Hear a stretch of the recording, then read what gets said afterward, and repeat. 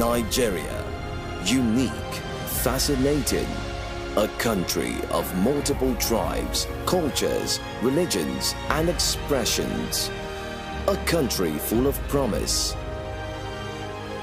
On January 1st, 2014, Nigeria will mark 100 years since the amalgamation of the North and the South to form one country.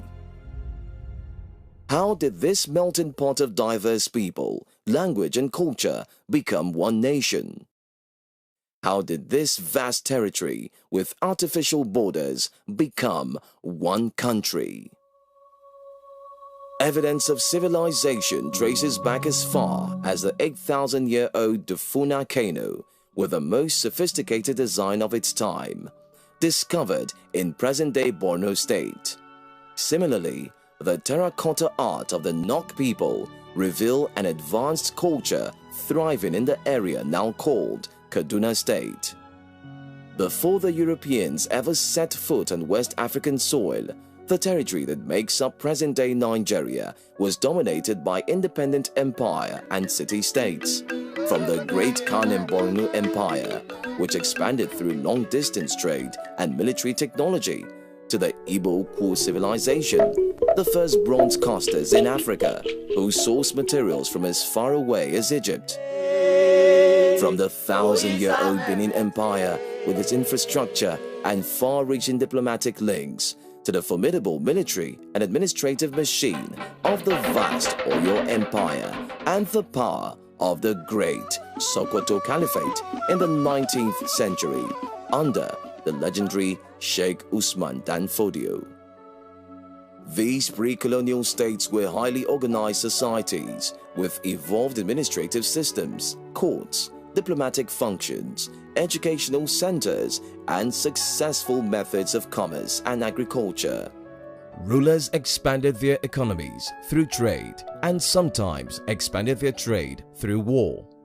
Amina, the warrior queen, through her military conquest, made Zazzau, now Zaria, the center of the North-South Saharan and East-West Sudan trade in the 16th century.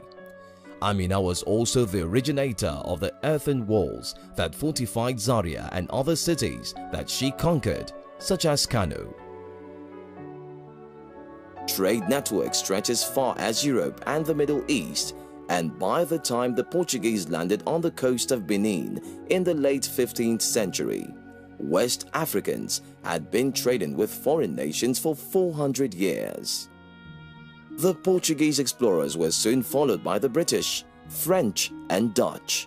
First, they came for our pepper, palm oil, groundnuts, cocoa, cloth, beads, and ivory. Then, they came for our people. 25 million men, women, and children seized and shipped to work as slaves in the cotton fields of the Americas, the deserts of Arabia, the farms and factories of Europe, and the plantations of the West Indies. Free Africans also became part of European society, most famously, Olaudah Equiano, the first African to write a novel, his celebrated autobiography published in 1789. Taken as a slave from Igbo land, Equiano eventually bought his freedom, worked all over the world, and married an English lady. There was also ex-sailor Captain James Labulo Davis, a London-based Yoruba millionaire who arrived with 16 gold carriages for his wedding in 1861 to Sarah Forbes Bonita, the adopted African goddaughter of Queen Victoria. After the legal abolition of the slave trade in 1807, the British used a combination of religion, commerce, and politics to secure trading advantages for British companies. When the indigenous rulers proved uncooperative, British diplomacy often gave way to British gunboats. This was seen when a British naval force entered Lagos Bay in December 1861, deposed the king and installed a more pliable ruler, and eventually annexed Lagos as the first crown colony in Nigeria, now governed directly from Britain. However, the path to British rule did not always run smooth. Nigerians from north to south, east to west, fought valiantly to preserve their freedom. We salute heroes like the former slave from Amigbo, the most prosperous city-state in the Delta region. His name was Jaja, King of Opobo.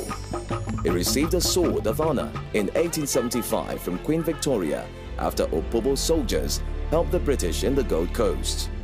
But when British exclusionist policies began to threaten the livelihood of local traders, Jaja's vigorous opposition became a deep thorn in the flesh of imperial ambitions. Afraid of the influential king, the British lured Jaja onto a ship and gave him an ultimatum: surrender himself or face the bombardment of Opobo by naval forces. He was deported to the West Indies, never to see his beloved Opobo again. We salute the indomitable chief Nana Olomu, who valiantly protected the economic and political independence of the Shekiri Kingdom for more than 10 years, until 1894, when he too was forcibly deported for being a threat to colonial interests. We salute the great Oba Ovarami of Benin, who resisted British attempts to take over his trade routes, even banning them from entering his territories. In 1897, after a punitive expedition to Benin, the great Oba was forced into exile in Calabar, while the British regiment looted the ancient city's priceless treasures. Nigeria is still negotiating for their return today. We salute the brave Ekumeku resistance movement, a secret army of thousands of Igbo warriors who used conventional and innovative guerrilla warfare to take down Royal Niger Company outposts in the southeast. Even as late as 1909, the Ekumeku were instrumental in defending the town of Ogwashiuku from colonial invasion. We salute the courageous Sultan Muhammadu Attahiru I, who after the sacking of Sokoto Caliphate continued to fight British invasion, leading his warriors on horseback against their cannons until he died in battle at Brumi in 1903. The Treaty of Berlin of 1884 had divided approximately 10,000 African states into 52 countries, shared amongst the European powers. Britain expanded its interest through the powerful trade conglomerate, the Royal Niger Company, formerly United Africa Company (UAC), headed by Sir George Topman Goldie, a man so instrumental that at a time the British considered naming the country Goldesia in his honor. The British were desperate to control trade routes because in the 19th century, the volume and economic value of agricultural export by independent Nigerian states was much greater than that of Britain. Using military might and reneging on trade agreements at every turn, the Royal Niger Company seized control of the Delta region, took over key western states like Ijebu and Abeokuta, and spread north, where technocrat and army officer Frederick Lugard transformed the RNC's commercial influence into British political control. Continuing the British policy of indirect rule, Lugard disposed uncooperative rulers and installed new emirs and leaders in their place. Some went on to do great things.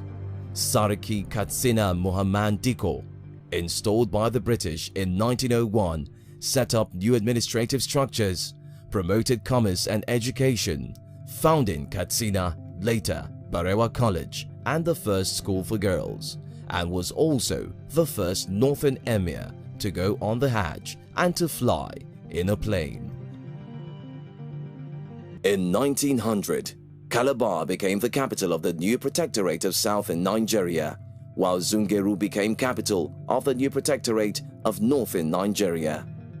In 1906, the Lagos colony and the protectorate of southern Nigeria were merged, with Lagos as the capital. Between 1900 and 1914, the protectorates made impressive economic gains, all of which now went to the British Empire. The cocoa and granite trade were booming. tin and coal were discovered in Jos and Enugu respectively. The Lagos-Kano railway lines were built, and the construction of a port in Ikwere, Port Harcourt expanded the export trade. These new opportunities were exploited by astute Nigerians like wealthy granite trader Alhaji Al-Hassan Dantata, multi-millionaire transport and shipping magnate Sir Louis Odumegu Ojukwu, who later became founding member and first president of the Nigerian Stock Exchange, and Candido da Rocha, who made a fortune selling water and whose former mansion in Lagos still stands, fittingly named Waterhouse. A growing crop of Nigerian professionals had also emerged, from trailblazers like the first Nigerian doctor, Nathaniel King, who qualified in 1875, and the first lawyer, Christopher Sapara Williams, called to bar in 1879, to George Adebayo Agbebi, who qualified as the first Nigerian engineer in 1911, and Miss Oreoluwa Green, the first African female pharmacist. Some became political leaders like England-educated Prince Bassey Duke Ephraim, who led a delegation of the Calabar people to London in 1913 to make representations on land tenure reform. This professional class became the forefront, a new nationalist movement led by Herbert Macaulay, grandson of the first African bishop, Samuel Ajayi Crowther, who raised political awareness through his newspaper, the Lagos Daily News. On January 1, 1914, Britain amalgamated the two protectorates, spanning 330,000 square miles, into one Nigeria. The creation of Nigeria was no random accident or political whim.